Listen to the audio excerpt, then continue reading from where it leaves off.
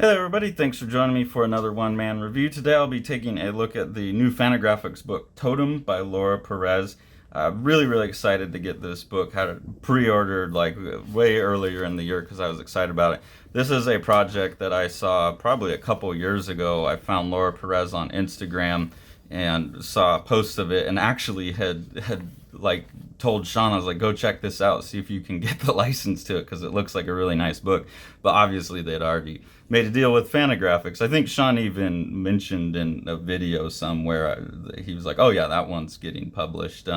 He had hinted at it because he knew. So this is definitely one that I've been very excited about because oftentimes when I'm just saying, Sean, you should check this out, it's because I like want to own a copy of it and I hope someone publishes it, and so point it his way and hope something works out. But yeah, really enjoyed the book. It's more given Laura Perez's earlier work that I reviewed, I'm going to blank on what it's called right now, were very character and story driven, really nice writing, a lot of great dialogue in this. This one takes a very different narrative approach, which is much more silent like this, much more, I don't want to say surreal, but it's kind of broken into these chunks that obviously all relate to each other, but you got to spend some time putting the threads together. So there's a bit of mystery in the book.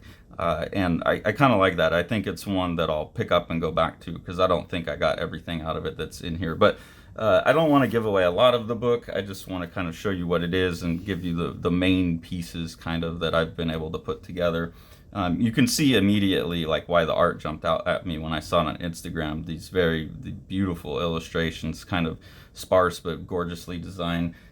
So this is Yukio Kitaro, who was an architect, and you immediately on the next page hear news stories, talking about that this famous architect who went missing has been identified, and you get this character who I don't think we ever got a name for in the book, or if we do, it's when she's a kid, and I would have to figure out if that was her or like her grandmother, because there's a lot of time jumping going on. But again, you can see probably why I was drawn to the art with this very like illustrative style. This, I call it like self-care illustration style that I've really been into lately, where it's a lot more shape based. There's a lot of rhythm going on. It feels just kind of like fancy decor and everything. I don't know. It's really nice stuff. I like it. But Laura Perez really knows how to integrate like line into certain spots and then let the line fall out and let the color take over. And just, I mean, each panel is this gorgeous illustration. So anyways, you're introduced to this artist character here who's sculpting, and you're left with the sense that she's probably knows the dead architect, and you get what I assume is a flashback to them when they were younger in a relationship together as lovers, traveling through the desert, I believe in Arizona. And so that's like part of the story, and while they're there, they're kind of talking about their family history and their interest in mysticism, and that like grandma talked to dead people and things like that. So that's kind of like the general mix of things that are in the book. And again, you just get these really superb illustrations pretty much in every panel, again like this beautiful thing. And then you get these time jumps that seem to be these characters, both of the characters on the trip, it seems to be their relatives who both have kind of histories of like mystics or witches or whatever you want to call it in their family, people who are more in tune with talking to the spirits and things like that. So that's a theme throughout the book, is kind of this ancestry thing going as well. And it's left pretty much as a mystery about why the architect is dead. That never really gets answered, but you kind of get this sense of kind of like atmospheric motivation is like the best way I could describe it.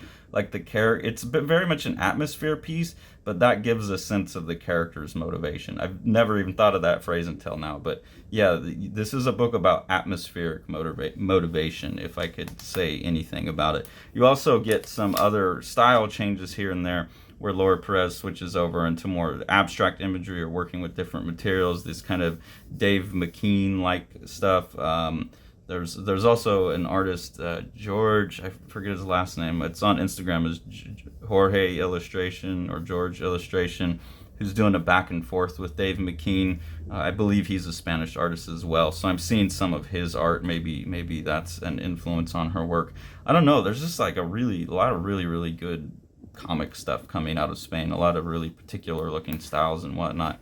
And then just really jumping kind of to a page in the back of the book where you can maybe get a sense of what I'm talking about with like this atmospheric motivation idea, where you get this sense of like mysticism and communing with the spirits, but nothing's ever explained explicitly. I guess maybe the other referent to that like atmospheric motivation idea I'm talking about would be like a lot of David Lynch's work, the Twin Peaks stuff, where you don't really get like answers, but you kind of get like vibes about what people are up to when it's at its best.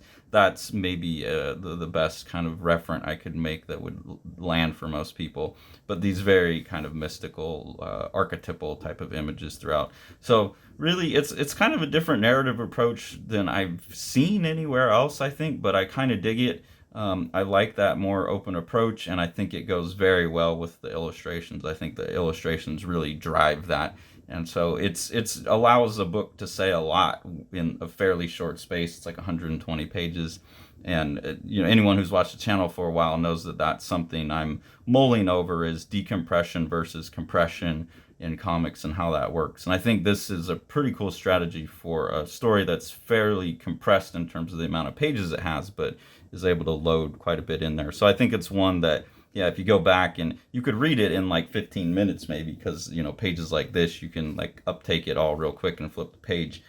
There's not a ton of dialogue, but I think, yeah, over repeat slower visits it would really unfold itself in an interesting way. I know Laura Perez also has one other project besides the book that came out from Dark Horse called Occultos, and I would really like, hopefully this one sells well enough that Fantagraphics prints that one as well, because I think she's a really compelling artist. And from her first work that I read to this one has become was already a good artist, but has become a phenomenal artist, that if that kind of trajectory of improvement continues, this is someone who's just, it's kind of limitless of where she could go as an artist. And, how the style might morph too is really compelling to me. So I'm pretty excited about this, still pretty excited about her as an artist. Glad someone got it and that it got published and that I could own a copy of it. It's a beautiful book. The Exile by Eric Creek is a gorgeously illustrated Viking saga of revenge. Eric Creek calls it his Viking Western. It's about a guy who's been away on the warpath and is returning home to some family troubles that have to be resolved. And this is told in just this amazing, like, kind of 3-color art style that looks like old woodblock cuts or something. It's absolutely gorgeous book that you've got to pick up.